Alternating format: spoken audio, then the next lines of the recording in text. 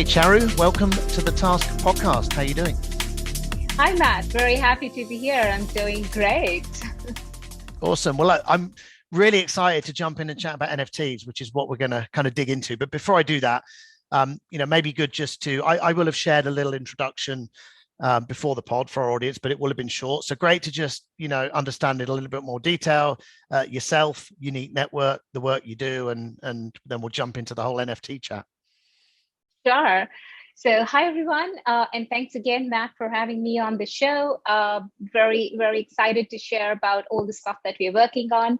I am Charu, and I lead marketing at a Unique Network. I joined Unique Network in May this year, and it's been a super exciting ride since then. Prior to that, I have 12 years of experience, 13 years of experience across tech marketing, strategy consulting, and similar roles. So when I was, I spent a lot of time in IBM, and back in 2015, I was working on some account workshops for a large enterprise client, and I happened to speak to one of our colleagues from IBM Research Labs. So he was working on a presentation, and he said, I'm working on something called blockchain. I got really curious about it, and this was back in 2015. So he told me about 4 very interesting concepts about provenance, immutability, transparency, privacy, and the distributed ledgers. I got really interested, and I invited him to share his working presentation with some of our clients. And that really made me very curious. I started to understand more, and I somehow wanted to be associated with blockchain in IBM. And so in the following year, in 2016, I accepted the role of leading IBM marketing for Asia Pacific for blockchain. And I was just super thrilled about it. The focus was, of course, IBM Enterprise Solutions, very, very different from the blockchain you see today. It's we made in special efforts to stay away and not talk about the word cryptocurrency because it wouldn't resonate with our clients, really. And the promise was more about the distributed ledger systems. And that's how IBM Solutions had started to build. And since then, I've been wanting to explore the real outside public blockchains world. And earlier in the year, I decided to jump in and sort of take a leap of faith, and moved on from IBM and joined this whole NFT world. And eventually, I was with Engine briefly, and then I joined Unique Network as Chief Marketing Officer. So now, Unique Network is a scalable NFT chain for Polkadot, and given Polkadot is proof of stake, and it is designed to be the blockchain of blockchains. So it has interoperability, efficiencies, and scalability built into its design. So, I think so. Though we actually started to take the brand Unique Network to market in May, but Greg Zaitsev, our CTO, and Alexander Mitrovic, our CEO, they've been working on the chain, and the chain has been live since August 2020. So we just decided to push it further and do all the amazing things on it this year. And we've had good success so far. We won the Kusama parachain slot. Our Quartz chain won the Kusama parachain slot in November. We are now gearing up for a public sale, and then later on, of course, slot on Polkadot network. So yeah, it's been an amazing journey so far.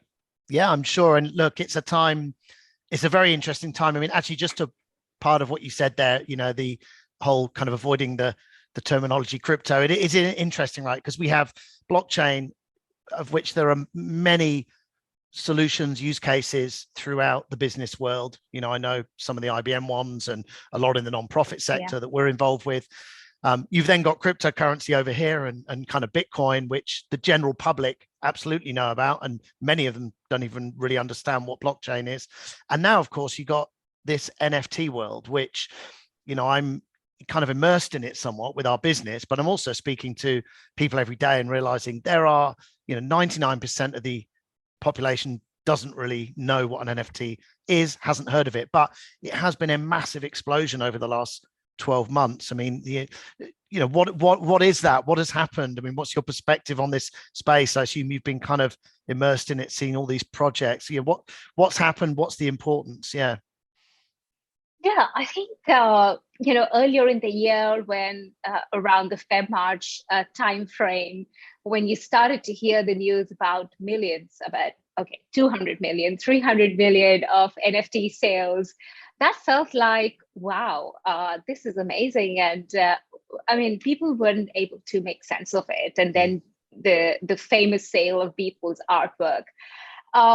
So I think during that time frame, people were already saying that, okay, this is it. This is the peak, and we're done. The bubble is going to burst. So while it did correct, say from 200 million, it came down to 100 million and maybe 150 in the couple of months following that. But in August, it just broke all records, and in some cases exceeding $3 billion in total volume sales. So I think that has really done a lot of good to definitely the art world, and we're all aware of it in terms of the access, not just to platforms, but to collectors that all the artists who have received.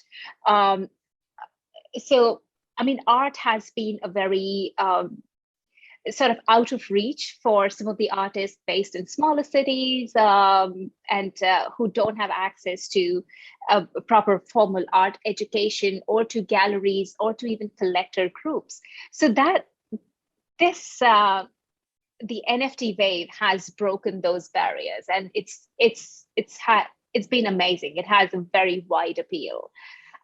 What you see also is about 10 to 15 really large marketplaces that are doing very innovative things. Some are more focused on curation, some are focused on sort of mass markets, and they have their own specific point of view on NFTs. And so that's sort of the front-facing side of NFTs.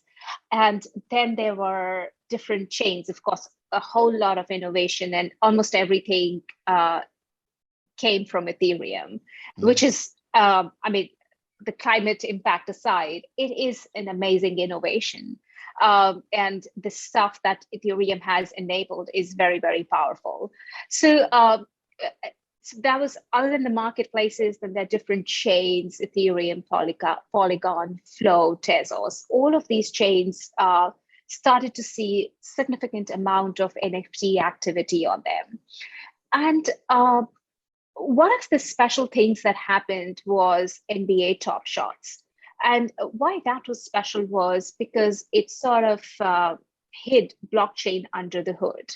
The buyers of the cards didn't have to know what a crypto wallet is. They could just buy it off the cards. I think that was something pretty special.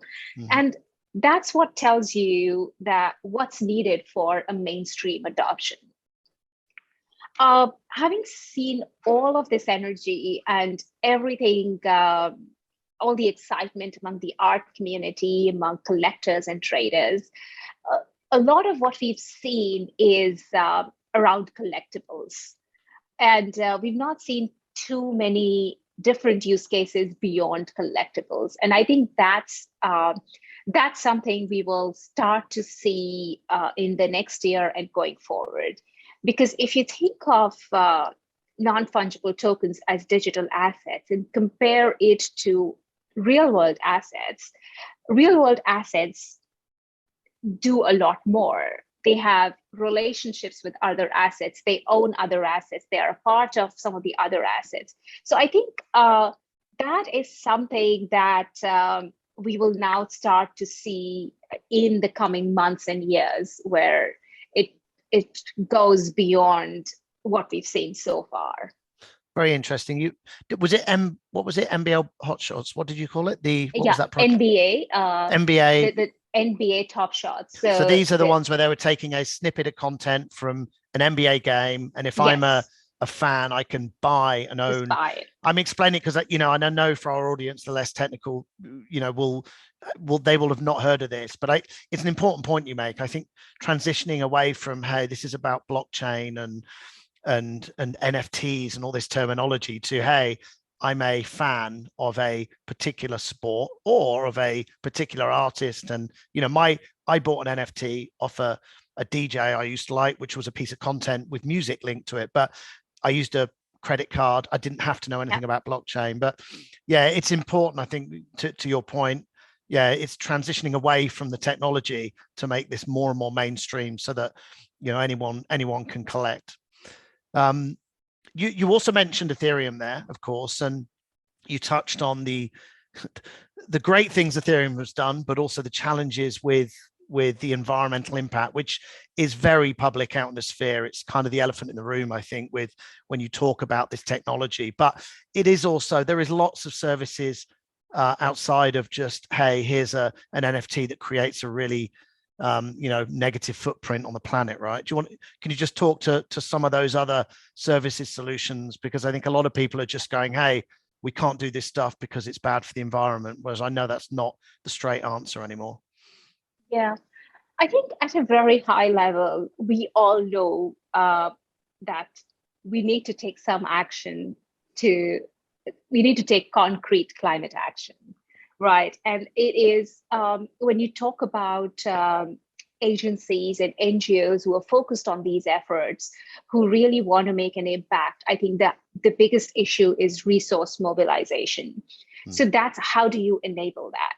And then when you talk about movements like NFTs and technologies like Ethereum, I look at them as sort of two sides, the demand side and the production side, right? Now, from a demand side perspective, it is the art community, the art galleries, the entities and individuals who consume art and related digital assets, right? So from their perspective, it is important to generate awareness and let them know how are NFTs good or bad? What is the impact that Ethereum causes on the climate? And even though it's a beautiful technology, and what do they need to know to be able to make the right choice? And what do they need to educate themselves on, right? So the demand side is sort of building awareness about possibilities, technologies, solutions, and routes to market. We're not saying that you're an artist, you shouldn't use Ethereum because it's not good. It's a beautiful opportunity for them to learn something new. And from the production side, we're talking about technologies, right? And so I think there are a lot of efforts and protocols, right? So one of the things that we've seen is artists and creators channeling a percentage of the revenue or sales they make towards charities, NGOs for good. Then there are protocols that have climate action built into the protocol, which means sort of yield generating products that gives investors great yields. And then they donate a significant percentage of the management fee to impact initiatives. Some projects, they use the power and resources of crypto to fund a big infrastructure project, such as transition to clean energy. And then driving investment towards clean energy resources. So that's sort of channeling the funding. And then the real technology side, let's talk about Ethereum. So within Ethereum, there are ways that make built-in efficiencies on a spectrum, I would say. Lazy minting, for example, So lazy minting is when it's not 100 times better, but maybe 2 or 3 times better in terms of carbon footprint. So this is done by not creating an NFT until the first purchase, right? And then there are the side chains where NFTs are minted on non-Ethereum proof of stake side chains, but then they can be moved on to Ethereum for wider market access. Then bridges and interoperability, which is not straightforward. And then there are layer 2 scaling optimizations, which are, of course, very efficient. So those are Ethereum and related scaling and efficiency solutions that we've sort of seen happen. But then there are a whole lot of other, I mean, not a whole lot, but there are other blockchains like Tezos and Polkadot, Algorand. So I think, I mean, I personally believe in the power of Polkadot because interoperability and scalability is sort of built into the design. And I really feel that all the future use cases that we are going to see, Polkadot is sort of designed to address those and to have those solutions built on the parachains. So that's the sort of the ecosystem that I see, and I think while Polkadot is great, I'm not saying that Ethereum will not exist. A lot of innovation and a lot of amazing stuff is already there on Ethereum. So it is really about interoperability and how do we connect with all the stuff that's there on Ethereum and give artists really a wider market access by offering them sort of chain agnostic solutions. It's not easy because achieving sort of scalable cross-chain communication is very complex. It involves one network needs to understand the existing blockchain systems of other networks, their consensus rules, security models, governance. So there's a lot that goes on. It's not easy to achieve, but I think a multi-chain future is what we will see in the future and is what's needed. Yeah, I think it's I mean, the other thing is, you know, we're so early into this market, at least in terms of the staggering kind of growth curve we've seen. You know, I think 2000% in 12 months or whatever it's been in terms of.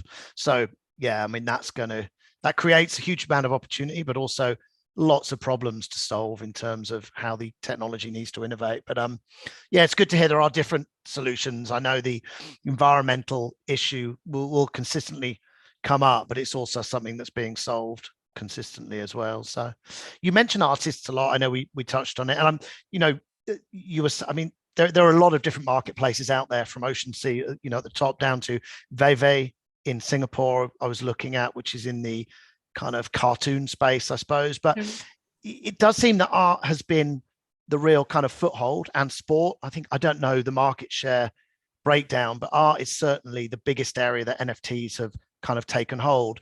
You know, is that what you're seeing in the kind of short to medium term, you know, next year, 2 years, 3 years? Do you see that really being the growth area, or are you seeing, you know, this technology really branching out into lots of different areas, you know, other use cases, and art was just really the beginning and will always be the kind of legacy of how it started?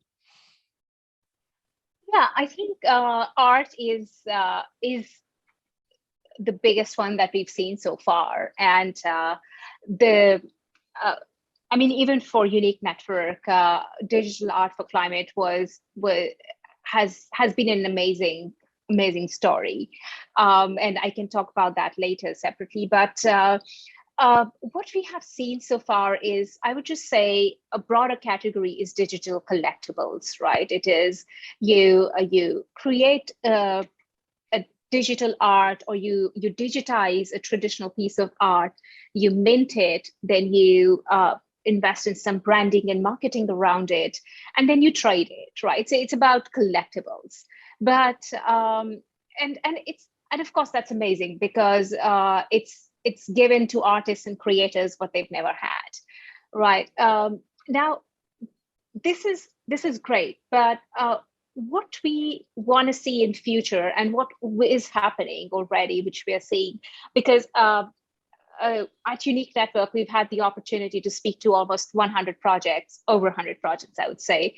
And this kind of stuff that they're thinking and visualizing and imagining is unbelievable, right? So sort of the use cases that we see coming, they need much more to be done with NFTs beyond just collectibles. And therefore, I think the technology has to be ready for that. Gaming is one example where part of the NFTs you see are collectibles, but then it goes beyond that. A lot of gaming NFTs have different roles to play based on their DNA, based on their animation traits and characteristics. And Axie Infinity is sort of one example where they have interesting roles that NFTs play. So which really means that you're not drawing value out of an NFT purely based on speculation. There are real jobs and skills that are built into the NFTs. Right.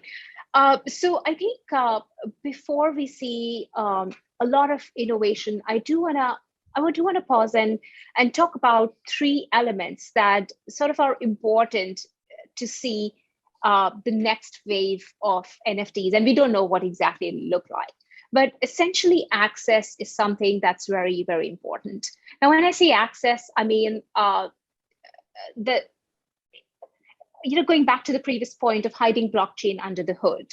If we want to create something for the mainstream, and then we expect the end users to understand and figure out crypto wallets, go buy their tokens, and then start to participate in it, it's too much to ask for, and which means we're not ready for mainstream adoption, right? So that's one thing, and that applies to gaming as well. In gaming, we've seen traditional games. We've seen only if you are able to create a free-to-play game, that's when you get the users hooked onto it, and then you can later monetize.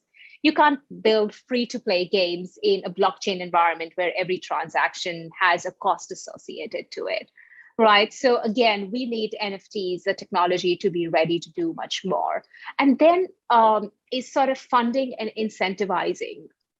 When you talk about a blockchain, we need to think about every role that needs to be incentivized, right? It cannot be just a person who's drawn the piece of art and minted it, but there are so many other participants in sort of a DAO or a decentralized autonomous organization who sort of could be roles like marketing, storytelling, taking the brand to market, and people who play different roles.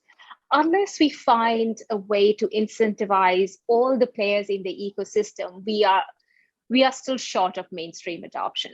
Right. So I think those three elements are sort of very, very important. And so just recap those. So access, incentivization. What was the third? Sorry. So what are the three? I would say economic mechanisms and interoperability across chains. Right. I mean, the chains. Yeah, I didn't dive deeper into it. So the chains have to be interacting with each other, and we can't operate in silos for sort of mainstream adoption.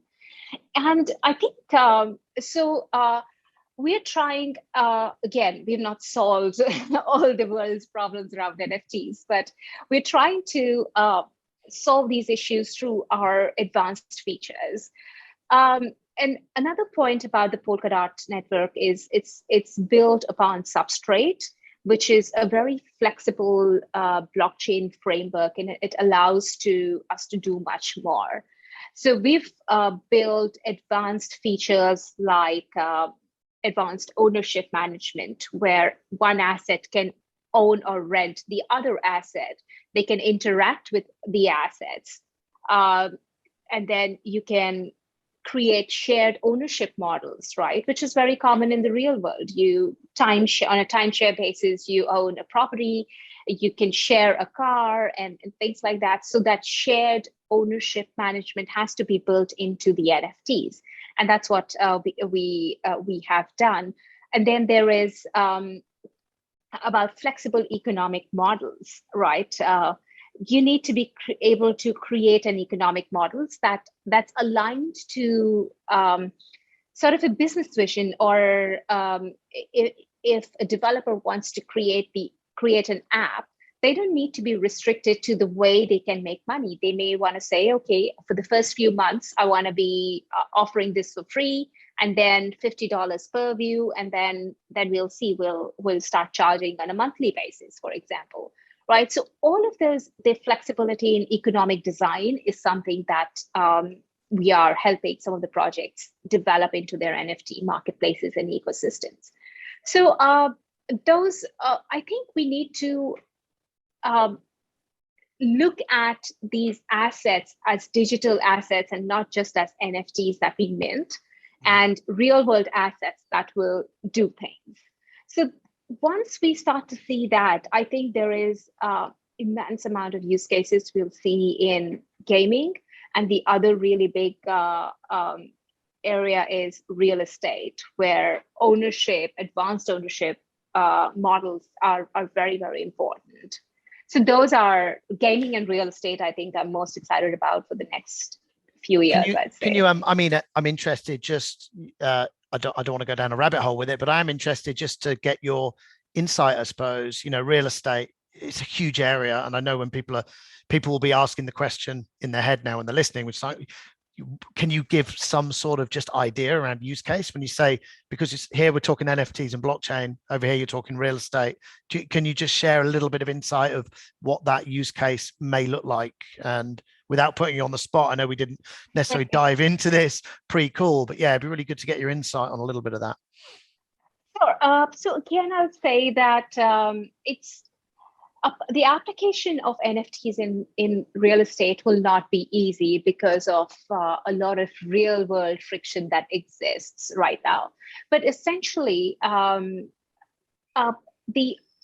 ownership rights that can be defined on a blockchain, and the element about shared ownership and can be created through something like there are a few NFT terms and technologies that can be used, and one is sort of nested and interactive NFTs, where one asset can be sort of split and be rented out, right? So if there is a building which is an NFT, in the current scenario, you can't break it down into a fungible token, right? I mean, you can break it down and sort of sell it, but then it becomes a fungible token. It's not unique anymore, right? But you want to break it down into another NFT that can again be brought back into the bigger NFT, the whole building. So once you break that down to smaller NFTs or sort of units and apartments in the building, then you can rent those out. So while there is this existing big NFT, and then you break it down, bring it back in, so sort of refungibility, which we call as RFTs, refungible tokens, is something very powerful. And to put that on a blockchain is something I'm quite excited about. And I wouldn't say it's a year away, maybe it's a few years away, but shared ownership and provenance and transparency around that, immutability around that, I think will solve a lot of challenges of the industry right now. Thank you. Yeah, really interesting. I mean, I can see what you're saying. It's almost like digitalizing the kind of fractional ownership models that currently exist in the physical world, and putting that inside on a blockchain, NFTing, put certain elements of it. Cool. Look, as we come into the kind of final parts, I really want to talk about obviously the kind of non-profit elements to the NFT space. You touched on it before. It's what we're doing as a business. We've had a blockchain service in the kind of social enterprise space for some time. We're launching a marketplace which will allow distribution of funds, splitting of royalties, support of various social and environmental missions. I know you guys have worked on some of this stuff, and you mentioned digital art for climate. That project, maybe good to just share that project, actually, what that's all about, because I think it really defines some of the really kind of exciting use cases that can support the nonprofit sector. Right, sure. I think that's a really interesting project. So, Digital Art for Climate, it is sort of a multifaceted crypto climate initiative, and founded and organized by Miroslav Polzer, who's also the CEO and co-founder of IAAI Glocha, which is International Association for the Advancement of Innovative Approaches to Global Challenges, in partnership with UN Habitat Youth Program. So it's sort of a United Nations associated initiative. And so we launched an art competition. I wouldn't say digital art competition, but we launched an art competition to activate artists across the world and share their thoughts and expression through art around climate change. So we received 208 entries from across 58 countries, and this was done manually. This part was done manually because our priority was to not exclude anyone. We didn't want to stay focused on just digital art, because then we wouldn't reach the audience we wanted to through our partners, UN Habitat as well. So we got various forms of art, ranging from traditional to tech instruments and to digitalized acrylic, mural paintings, AI-based art, and so on. And this collection will actually be auctioned off next year on the World Environment Day, 5th June, on Digital Art for Climate Marketplace that we are building, that Unique Network is building for this partnership. So I think so far the journey is sort of straightforward. And what was really interesting to hear from the first prize winner, he's based in the Philippines, and his name is Brix Martilo Dumas. His art is beautiful. It's titled Nexus. It's sort of a sorrowful depiction of a human hand holding a plastic bag that contains a blue colored drink and a straw. And in addition to that, there's a cigarette whose smoke floats in the air, along with gray leaves turned gray. So it's a very, you see the impact of what climate has done. And Martilo, the artist, he talks about his life-changing experience when he saw the typhoon Haiyan in November 2013 in the Philippines, and that inspired him. And so we had such beautiful stories coming out of this competition. But essentially, going back to the point of how does crypto empower resource mobilization? And so we've seen this initiative start from an art competition, and at COP26 this year early in November, Miroslav Polzer announced the foundation of the Global Challenges United Citizens Organization. And it is sort of a blockchain-based organization headquartered in Austria. It will use blockchain technology and the marketplace to advance climate change objectives.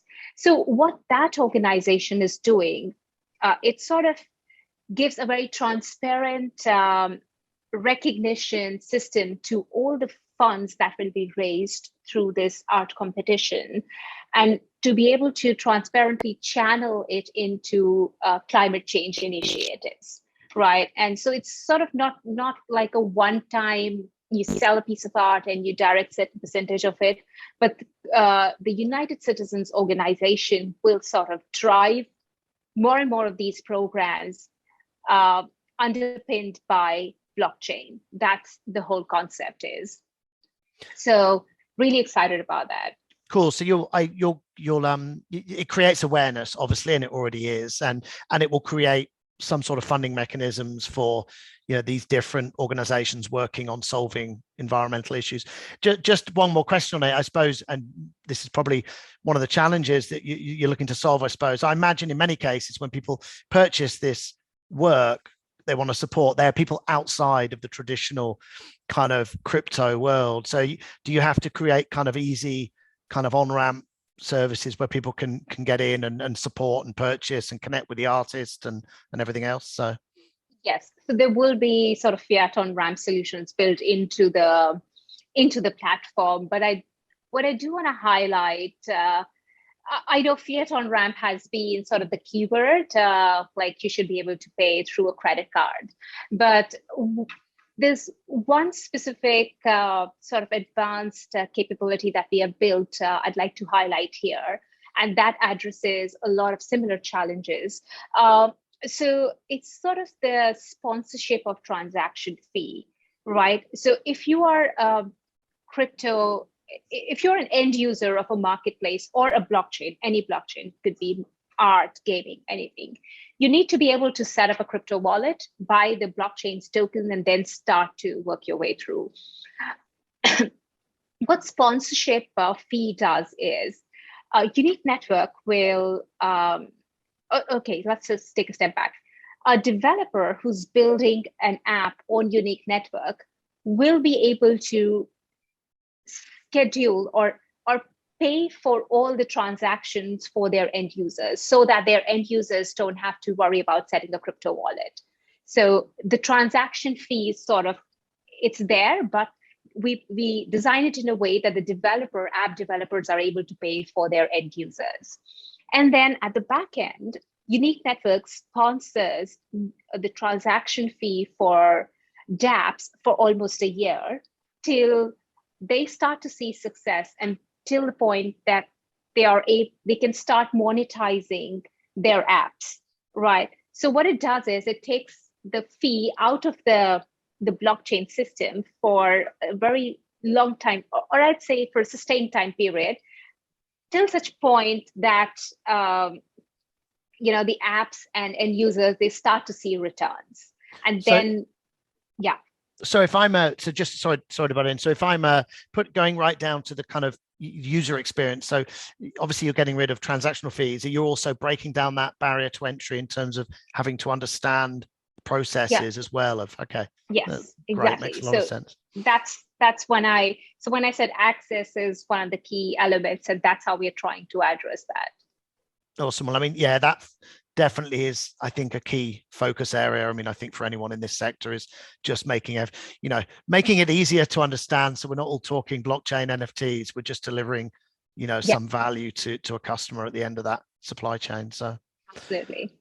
Cool. Charu, I didn't have any more questions unless there was anything else you wanted to share. Please feel free to. Otherwise, also, be great to get your details where people can follow Unique, learn about Unique or yourself online. So, sure, yeah. So, thank you. I mean, it was indeed a great conversation. And in terms of Unique Network, visit our website, unique.network. We also have a very buzzing and exciting community on Telegram, a very highly engaged community. So join us there, follow us on Twitter, Unique NFT Chain. And we'll keep you posted with everything new that we are building. Awesome. I will leave all of those notes for anyone listening. They'll be in in the speaker notes. And it's been great to chat. Thanks for sharing. And I think you've got an exciting 12, 24 months ahead, no doubt. And Singapore is also, a great place to be, I think, with all of this. Absolutely. There's a huge amount happening. So we will keep talking, but have a great day. Nice to meet you, Charu. Thank you so much, Matt. Lovely talking to you. Thank you.